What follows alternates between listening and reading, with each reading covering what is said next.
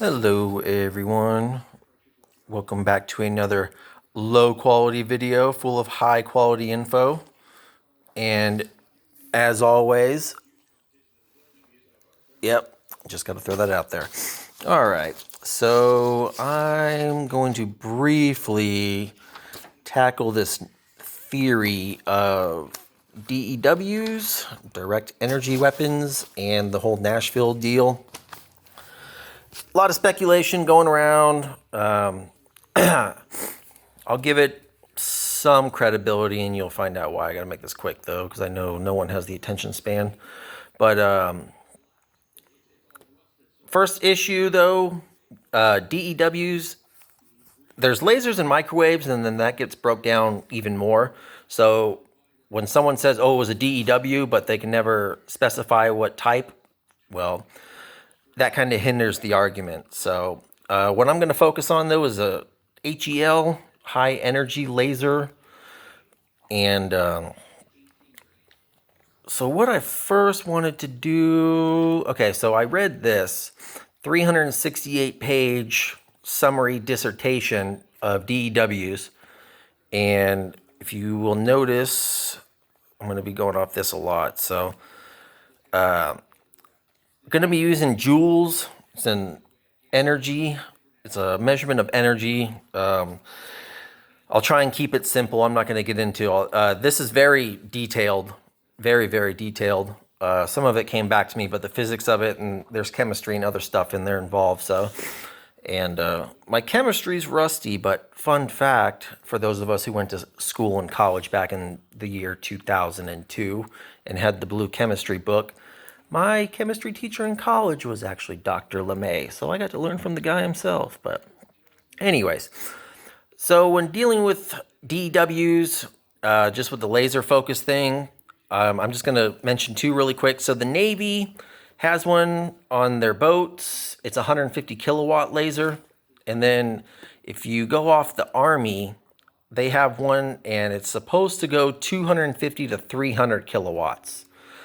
So now in terms of energy, I'm going to break it back down to joules. And this is the little conversion deal there. So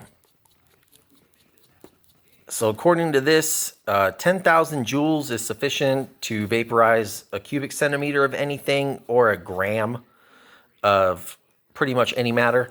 So I ran through the numbers really quick. So on the Navy one, if you convert kilowatts to joules, it's 450,000 joules. And that would mean it could vaporize 45 grams or 45 cubic centimeters. Now, there's other things to take into account. I'm just doing a general equation for you guys. I mean, there's other stuff, temperature variance, all that good stuff. And then the Army one, do the math, it comes to 900,000 joules. And these are 3-second bursts. I just did it off that because you have to have the time for it. And that comes to 90 grams or 90 cubic centimeters. But the thing that affects DEWs, whether it's low orbit or in space, and then atmosphere, temperature, barometric pressure, there's a whole bunch of physics that goes into this stuff. And distance is the big thing. So because the farther you go from your point of, we'll call it fire, there's a thing in here, it talks about the aperture, okay, the circumference and how big it has to get for distance. And it was in meters, but the engineering of it and the mechanics of it are pretty outrageous. So that's why with the Nashville thing, just given off the amount of energy it would take to, DEWs are not designed to cause explosions, guys. If you research them, like military applications, they heat and they put holes in like missiles and stuff, which then can lead to catastrophic failure, but it's not the point to blow something up. And that's my big deal with the Nashville thing. The amount of energy required to produce that type of explosion, I don't even know the surface area. So, but really quick too, and then this ties into the whole Anthony Quinn thing. They said he was worried about 5G. I haven't read much up on it, but apparently this person who gave the most brief undescript fucking thing I've ever read about why 5G is dangerous